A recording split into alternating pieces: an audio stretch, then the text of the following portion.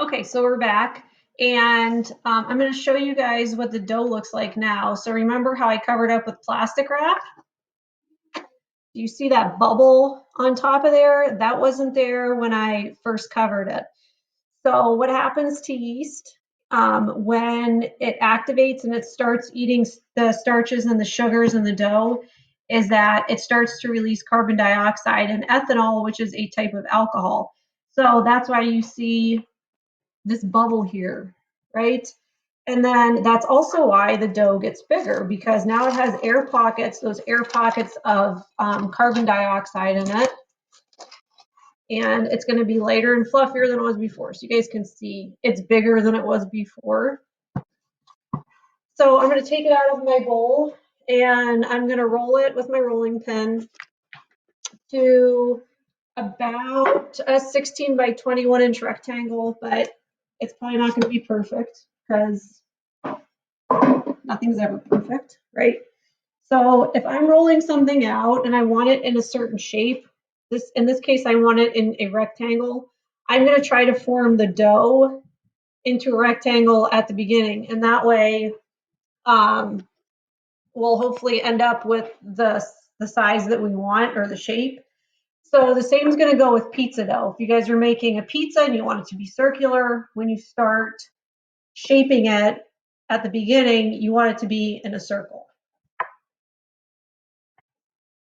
Okay, so you guys can see my dough rolled out here. What we want to do is we want to end up with about 12 cinnamon rolls, give or take. So I have my filling ingredients. We have another 1/3 cup of butter, and it's softened. So I'm going to take my pastry brush and I'm going to spread it out on here, and I'm going to cover the whole surface of the dough. I have done this before with a 1/4 cup of butter, and it's fine. I know some people are like, wow, that's a lot of fat, but you have to remember that this is a rich dough and you want it to stay moist even with all the cinnamon sugar that's going to go in the middle. Cinnamon tends to dry things out. So this butter is going to keep it from getting dried out.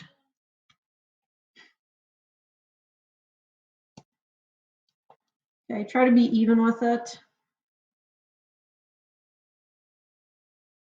And then in my bowl over here, I have 1 cup of brown sugar, and I packed it in there, which means when I put it in my measuring cup, I pushed it down, kind of like when you were kids and you made sand castles and you pressed the wet sand into there. That's what you're doing. So I'm going to take that and I'm going to just spread it out over the whole surface of the dough, except for the 2 long edges, because that's where you want to kind of keep the roll together, so you don't want it to come apart, and this will cause it to come apart.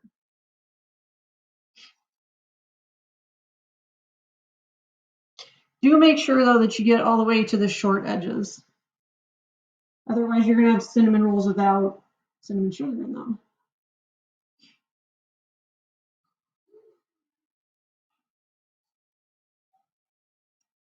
Okay, so then I usually end up just spreading it with my hands. Always make sure your hands are extra clean when you start.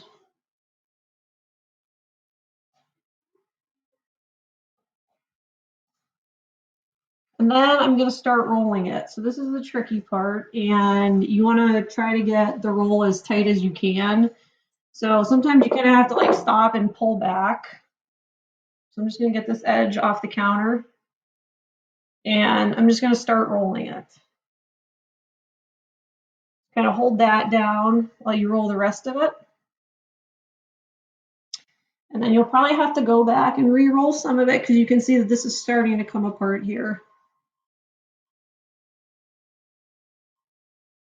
Be gentle with your dough. You don't want to rip it apart.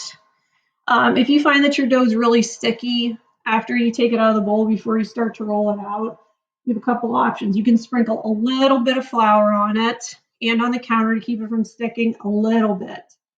Or you can use some cooking spray. I usually go with cooking spray because that keeps the dough from drying out. Okay. And then you are going to Move the roll closer to you. We're gonna make sure that our edges are sealed up as best we can. And we're just gonna start cutting the roll. And I already have my pans with cooking spray in them. This is where I'm gonna set the rolls after I am done cutting them. The original recipe says use a 9x13 pan, but you can use two 8x8 pans if you want. This is called a bench scraper, and I like to use it to cut the cinnamon rolls, but you can use a nice sharp knife if you have one. And you want to make as few slices back and forth as possible with your knife, because the more slices you make, the more likely it is to tear the dough apart. And we're going to try to get these as even as we can.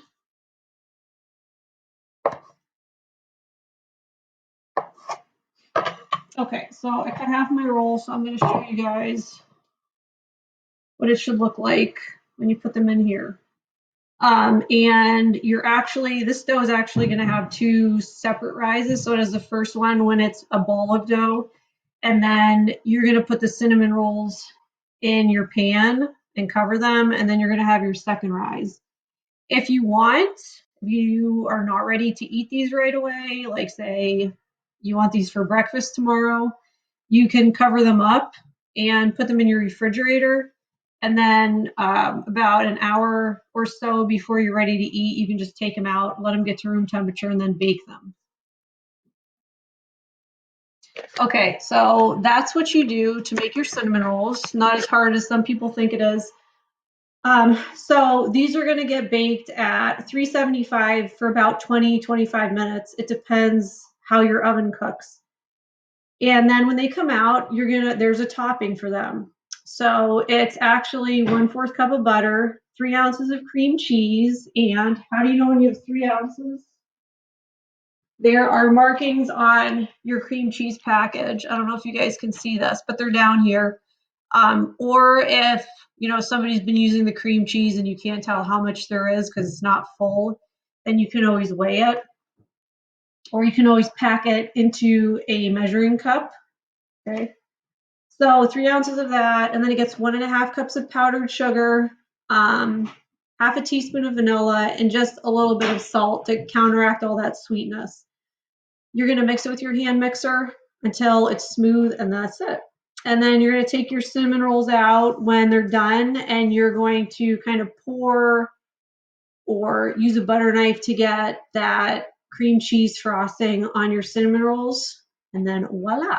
So this is not my recipe. It actually comes from allrecipes.com, and I will put the written out recipe on Google Classroom for you guys, or you can go to allrecipes.com. It's called Clone of Cinnabon. So I hope you guys enjoyed. Make these for your family. They're delicious.